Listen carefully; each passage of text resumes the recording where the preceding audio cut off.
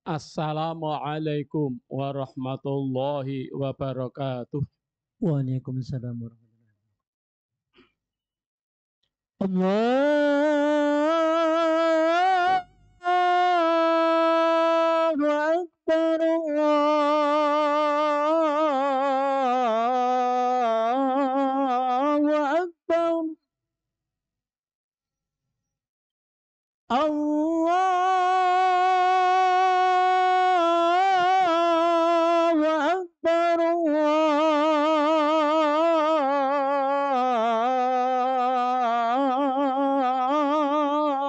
Allahu Akbar. أشهد أن لا إله إلا الله.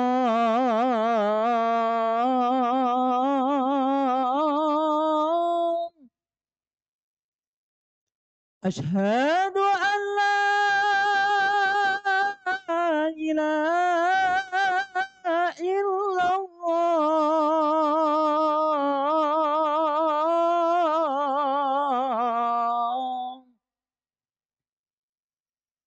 أشهد أن محمدا رسول الله.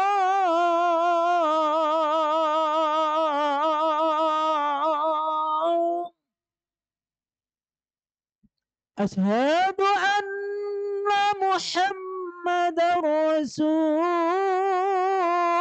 الله.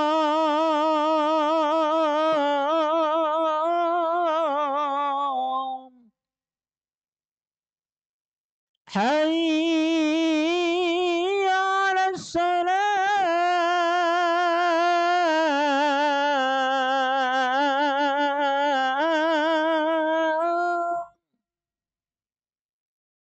حي على الصلاة.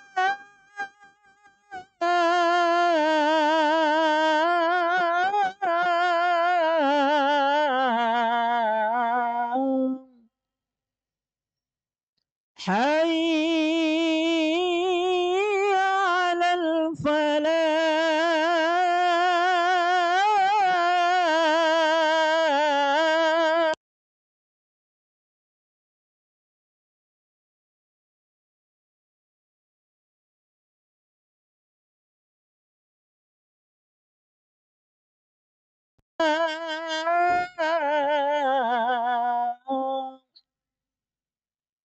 الله أكبر،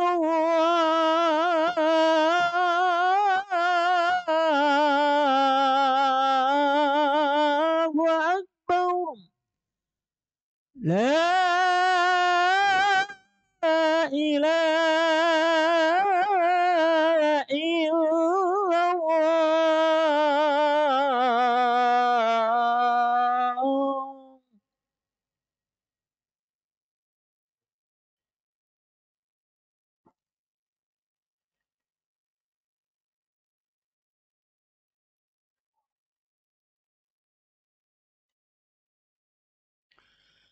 Alhamdulillah.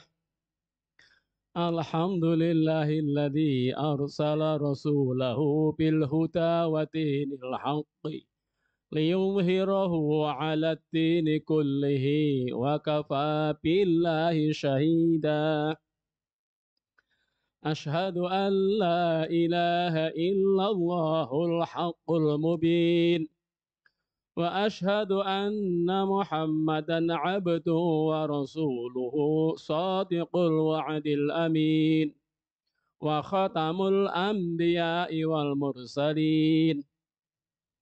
اللهم صل وسلم على محمد وعلى آله وأصحابه أجمعين ومن تبع هداه بإحسان إلى يوم الدين. أما بعد فاعلموا أن الله قال في كتاب الكريم وهو أصدق القائلين: أعوذ بالله من الشيطان الرجيم. يا أيها الناس قد جاءكم موعظة من ربكم wa syifaa'un lima fis suduri wa hudan wa rahmatul lil mu'minin. Wa qala Allah Ta'ala wa nazzalna 'alaikal kitaba tibyanan likulli syai'in wa hudan wa rahmatun wa busyra lil mu'minin. Shadaqallahul 'adzim. Ayyuhal hadirun, usini wa iyyakum bitaqullah. Ittaqullaha haqqal muttaqin. Jamaah Jum'ah rahimakumullah, kita panjatkan puji syukur atas nikmatnya bahwa kita sehat walafiat, kita hampir terbebas sama sekali dari pandemi COVID. Ya ada, tetapi insya Allah sudah sangat-sangat lemah.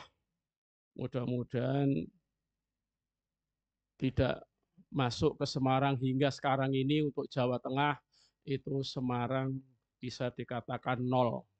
Mudah-mudahan nol Semarang ini melebar ke seluruh Jawa Tengah.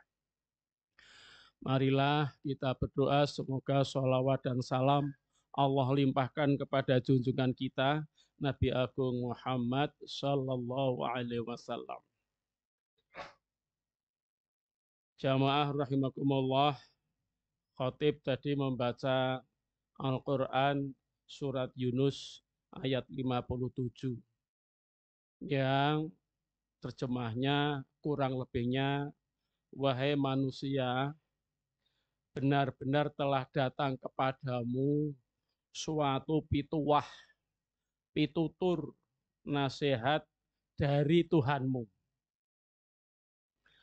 dan obat terhadap apa yang ada di dada, sekaligus sebagai petunjuk dan rahmat bagi orang yang beriman, bagi orang yang percaya. Kemudian ayat yang kedua, dan kami telah turunkan kepadamu wahai Muhammad, yaitu satu kitab sebagai penjelas terhadap segala sesuatu. Dan petunjuk, kasih sayang, dan gembira, kabar gembira bagi orang-orang yang beriman, bagi orang-orang yang percaya. Dari dua ayat ini dapat dikatakan, dapat disimpulkan bahwa Al-Quran mempunyai banyak fungsi. Dari dua ayat ini saja. Satu, mau'idhah. Mau'idhah itu nasihat. Biasa di dalam suatu acara-acara tertentu, itu bagi keluarga mukmin ada yang namanya mau'idhah hasanah. Isinya adalah ceramah-ceramah tentang nilai kebaikan. Hanya ini beda, mau'idhah itu datang dari Tuhanmu. Pasti tidak ada sedikit pun yang salah. Pasti semuanya baik. Itu mau'idhah datang dari Tuhanmu. Yang kedua, syifa'un adalah obat. Jadi obat semua penyakit adalah Al-Quran, baik fisik maupun non-fisik. Dan ini sudah banyak dibuktikan secara ilmiah, baik di Tunisia, di Aljazair, mau di Amerika Serikat, di Inggris, sudah banyak sekali klinik-klinik Al-Quran untuk menyembuhkan orang sakit fisik maupun sakit jiwa. Kemudian yang ketiga adalah sebagai huda, dimaknai petunjuk. Ya, petunjuk ini seperti verboten atau petunjuk di jalan raya. Diumpamanya ada gambar melengkung kiri, itu di depan sana pasti ada jalan yang belok ke kiri. Kemudian andekan ada gambar mobil, lalu di atas segitiga, mobilnya ndangak, pasti di depan sana jalannya adalah naik. Nah, Al-Quran bisa mempunyai versi seperti itu. Sehingga apapun yang dilarang oleh Al-Quran pasti akan membahayakan kalau itu dilanggar. Jika orang telah melaksanakan Al-Quran sebagai mau'idhah, sebagai syifa, sebagai huda, rahmat, pasti akan memperoleh kasih sayang. Karena semuanya dari mau'idhah, syifa, huda itu didasarkan oleh kasih sayang Allah Subhanahu wa taala agar hambanya yang percaya itu tidak akan menjadi yang celaka. Bahkan lebih jauh lagi, Al-Quran itu menjelaskan segala sesuatu. Jadi apapun itu tidak ada yang tidak dijelaskan oleh Al-Quran. Persoalan kompleksitas hidup ini. Ya, termasuk dalam dunia ilmu yang kita sebut ilmu normatif, ilmu sosial, ilmu praktis, semuanya sudah dijelaskan di dalam Al-Quran. Hanya kita belum bisa menguak sepenuhnya. Maka dari tahun ke tahun itu selalu saja ditemukan kebenaran ilmiah, kebenaran falsafi, dan ternyata Al-Quran sudah menjelaskannya. Apabila kita menjadikan Al-Quran sebagai mau'idhah, sebagai syifa, sebagai huda, sebagai rahmat, sebagai tebiat, pasti yang datang dari Allah hanyalah yang menggembirakan. Tidak ada yang menyusahkan. Jadi kalau kita sebagai orang mukmin, orang muslim itu telah menjadikan Al-Quran secara bulat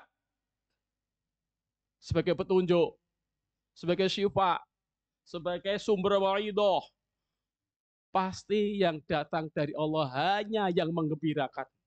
Tidak ada yang menyusahkan. Jamaah rahimakumullah, meskipun demikian kadang-kadang ya di dalam memahami Al-Quran itu menjadi berbeda. Nah, Umar bin Khattab sendiri saking percaya mutlak terhadap kebenaran Al-Quran itu sampai berkomentar demikian. Ya. Jadi innallaha yarfa'u bihadzal kitabi qauman wa yad'u bihi akharin. Sesungguhnya Allah itu akan mengangkat derajat suatu kaum, suatu bangsa dengan Al-Quran itu. Tapi juga akan menghinakan, merendahkan bagi kaum bangsa yang lain. Jadi kalau suatu bangsa itu menjadikan Al-Quran sebagai mau'idhah, sebagai syifa, sebagai huda, sebagai rahman, sebagai sumber penjelas segala sesuatu, yang datang adalah yang menggembirakan. Dan itu pasti bangsa itu akan diangkat derajatnya oleh Allah Subhanahu wa ta'ala. Tetapi dengan memahami demikian ini, dinamika dan pemikiran manusia itu dalam kita berbangsa sebagai bangsa Indonesia itu sering ada pertanyaan yang menjebak, yaitu mempertentangkan antara Pancasila dan Al-Quran. Kita sebagai bangsa, Al-Quran dan Pancasila lebih benar mana? Ini pertanyaan itu menjebak sama sekali itu. Ya, itu biasanya datang dari ekstrem kanan maupun ekstrem kiri. Di tengah-tengah antara kanan dan kiri itu pasti ya yang tengah-tengah. Yang tengah-tengah itu mana? Sejarah bangsa kita membuktikan bahwa negara berdasarkan kepada ketuhanan yang Maha Esa dan Pancasila itu menjadi perjanjian luhur seluruh komponen bangsa. Nah ini yang tengah-tengah. Kemudian ada ekstrem kiri. Jika kamu milih Pancasila berarti kamu kafir. Karena kebenaran adalah Al-Quran. Di luar Al-Quran itu pasti akan dihinakan derajatnya. Akan bisa begitu. Tapi juga sementara ada yang ekstrem kiri. Jika kamu berdasarkan anti Pancasila berdasarkan berarti kamu kadrun. Ini yang sering terjebak. Kita dihadapkan kepada dua pilihan yang sebetulnya pertanyaan itu sangat-sangat menjebak dan sangat membodohi. Kalau kita lihat aspek sejarah yang mengesahkan BPU yang Pancasila itu adalah BPUK PKI pada tanggal 18 Agustus. Dari segi aspek sejarahnya. Lalu istilah Pancasila itu sudah ditemukan di dalam kitab suci dulu pada zaman Majapahit. Ada yang sebutnya negara kertagama atau ya itu ya Nah, lalu isi itu berbeda dengan yang ada di kitab suci kuno itu, lalu diformat oleh panitia 9 orang beragama Islam, itu para ulama nomor 1 di bangsa kita pada saat itu, kemudian hanya 1 yang bukan orang Islam, tentunya hanya sekedar ngegongi. Lalu jika kita lihat sila-sila mulai 1 sampai yang ke-5, itu wujudnya adalah nilai-nilai kristalisasi dari Al-Quran. Sekarang ini akan muncul yaitu tentang khilafah, banyak disalahartikan.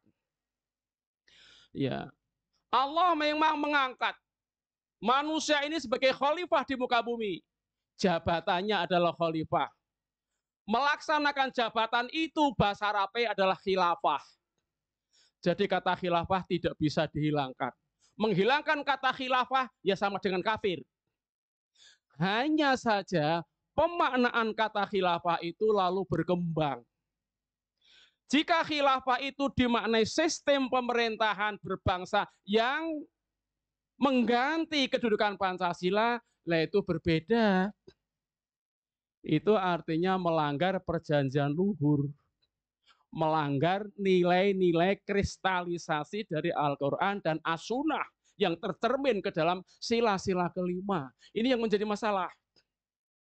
Ini yang mempertentangkan Pancasila dan syariat. Jadi kita menjadi tidak setuju kalau khilafah itu maknanya adalah sistem pemerintahan yang akan menggusur Pancasila dan ketuhanan yang Maha Esa. Kita sangat tidak setuju. Karena itulah kita sebut ekstrem kanan. Ya. Orang yang mengganti begitu tidak pernah ikut berjuang selama 350 tahun. Mengusir penjajah sejak dari Portugis, Spanyol, Belanda 1, Belanda 2, Jepang, Inggris. Ya. Kemudian bersepakat dari seluruh komponen bangsa yang dijadikan 1 sampai 5 itu sepenuhnya adalah nilai-nilai kristalisasi dari Al-Quran dan As-Sunnah, dan itu tidak terdapat di kitab lain. Jadi menjunjung tinggi Pancasila UUD 45 sama dengan praktisnya adalah melaksanakan Al-Quran, As-Sunnah bagi bangsa Indonesia dalam berbangsa dan bernegara.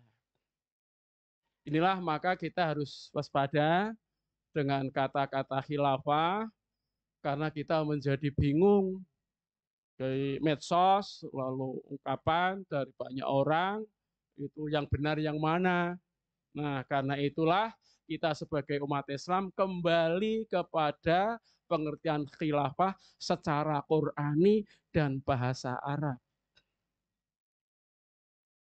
Ya, kalau kita kembali kepada pemahaman khilafah Qur'ani dan bahasa Arab, wujud khilafah bagi bangsa Indonesia adalah Pancasila. Ketuhanan yang Maha Esa mengacu dari Allahu Ahad. Kata ahad di dalam bahasa Arab tidak ada kata superlatifnya. 1 ya 1. Jadi tidak ada kata af'al, ahwat, tidak ada. Karena itu para ahli hukum dalam bahasa Arab itu setiap bilangan adalah qat'i, dalalah. Jadi 1 adalah 1 murni.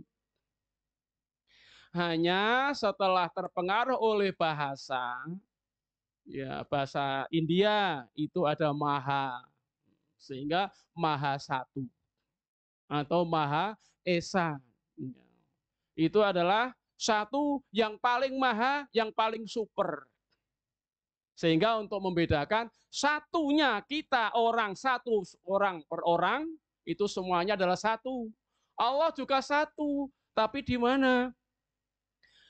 Allah 1, Maha 1. Kalau kita hanya 1, bedanya di mana? Bedanya kalau satunya selain Allah, termasuk orang per orang dari kita adalah selalu terdiri atas unsur dan bagian. Sementara Allah tidak ada sama sekali unsur dan bagian. Contoh bahwa satu adalah unsur dan bagian, ya, manusia terdiri dari unsur jiwa dan raga. Raga terdiri dari unsur kepala, pundak, lutut, kaki, daun telinga, hidung, dan pipi. Kepala terdiri dari unsur mata, hidung, mulut, janggut, telinga. Mata terdiri dari unsur hidung, kornea, alis. Nah, semuanya sampai kepada unsur yang terkecil yang kita sebut sel. Sel disebut lagi unsur-unsur sel. Itulah satu selain Allah Subhanahu wa Ta'ala. Maka secara praktis akhirnya muncul istilah Maha Esa. Dengan demikian, kita sebagai bangsa Indonesia harus mantap, tidak bergoyah untuk berpancasila, UUD 45, tetapi harapan kita yang murni dan konsekuen.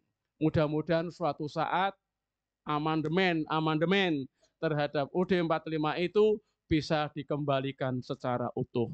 Barakallahu li wa lakum fil Qur'anil azim. Wa nafa'ani wa iyyakum bima fihi minal ayati wa dzikril hakim. Fastaghfirullahal azim innahu huwal ghafurur rahim.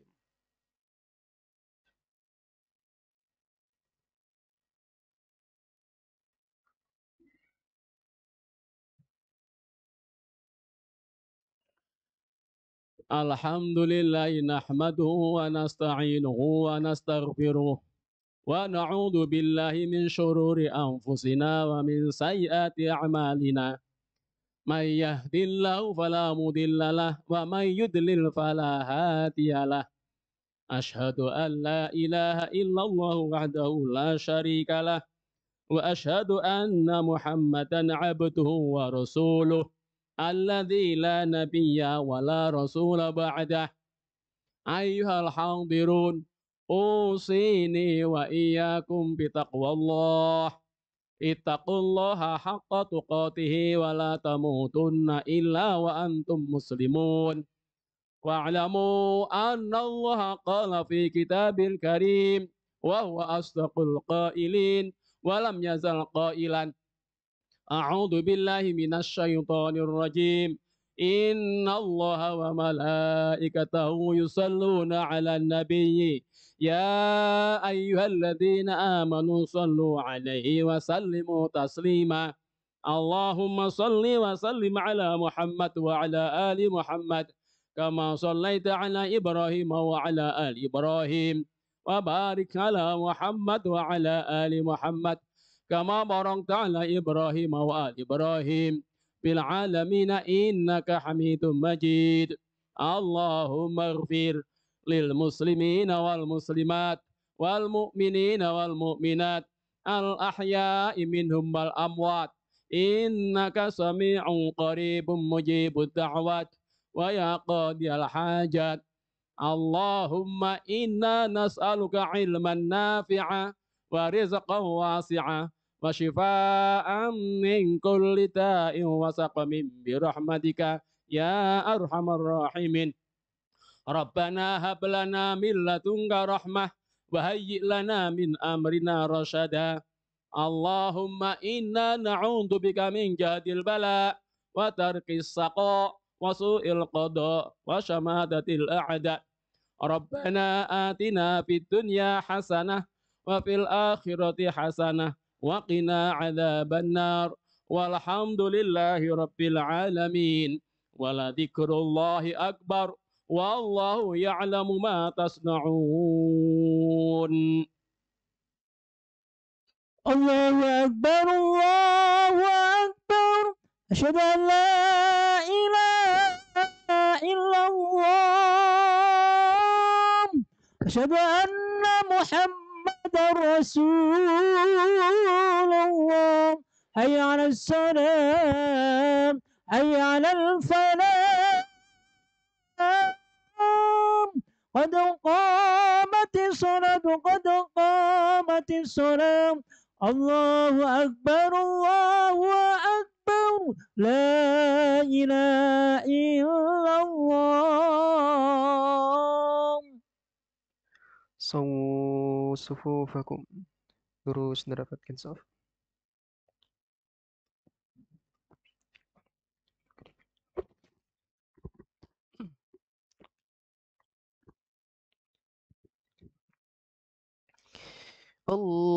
Allahu Akbar.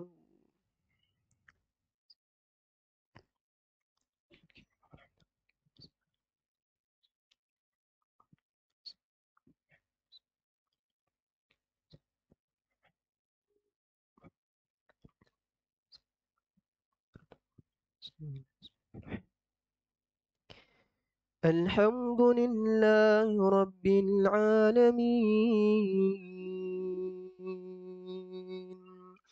الرحمن الرحيم مالك يوم الدين إياك نعبد وإياك نستعين اهدنا الصراط المستقيم صراط الذين أنعمت عليهم غير المغضوب عليهم ولا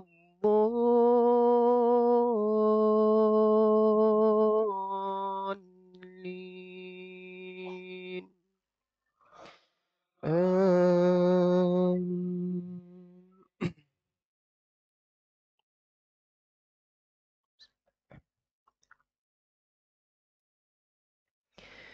يا أيها الذين آمنوا خذوا حذركم فانفروا ثبات أو انفروا جميعا وإن منكم لمن ليبطئن فإن أصابتكم مصيبة قال قد أنعم الله علي إذ لم أكن معهم شهيدا ولئن أصابكم فضل من الله ولئن أصابكم فضل من الله ليقولن كأن لم تكن بينكم وبينه مودة يا ليتني كنت معهم فأفوز فوزا عظيما فليقاتل في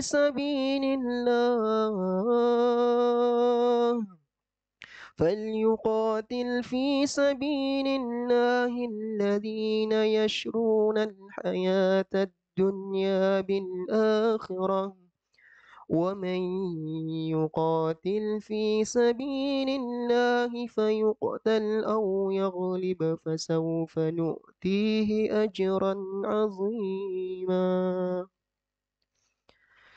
الله أكبر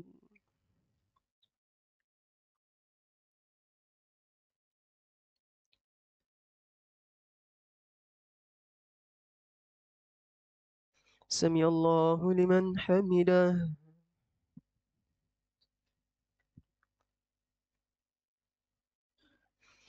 الله أكبر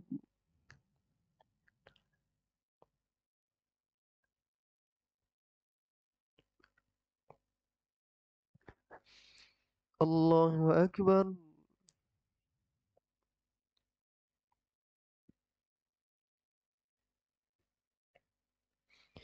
الله أكبر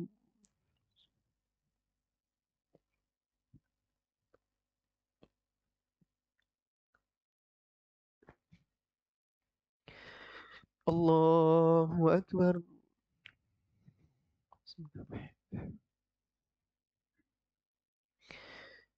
الحمد لله رب العالمين الرحمن الرحيم مالك يوم الدين إياك نعبد وإياك نستعين اهدنا الصراط المستقيم صراط الذين أنعمت عليهم غير المغضوب عليهم ولا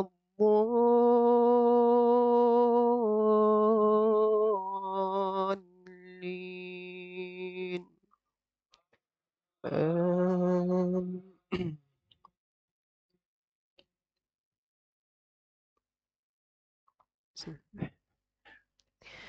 أرأيت الذي يكذب بالدين فذلك الذي يضع اليتيم ولا يحض على طعام المسكين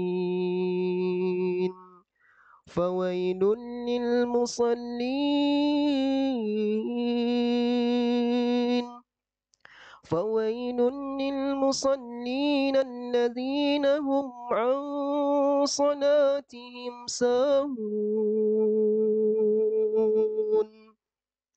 الذين هم يراءون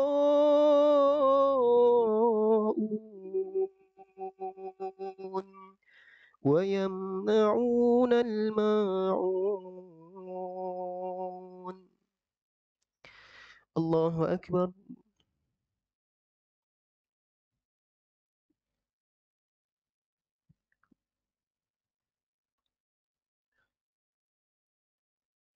سمع الله لمن حمده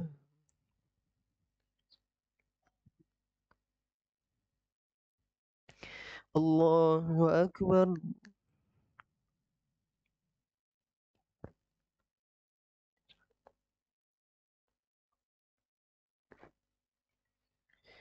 الله أكبر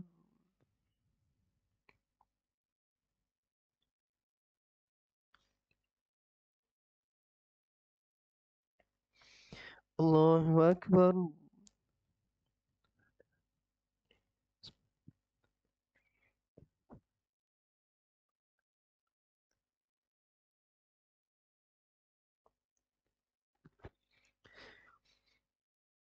الله أكبر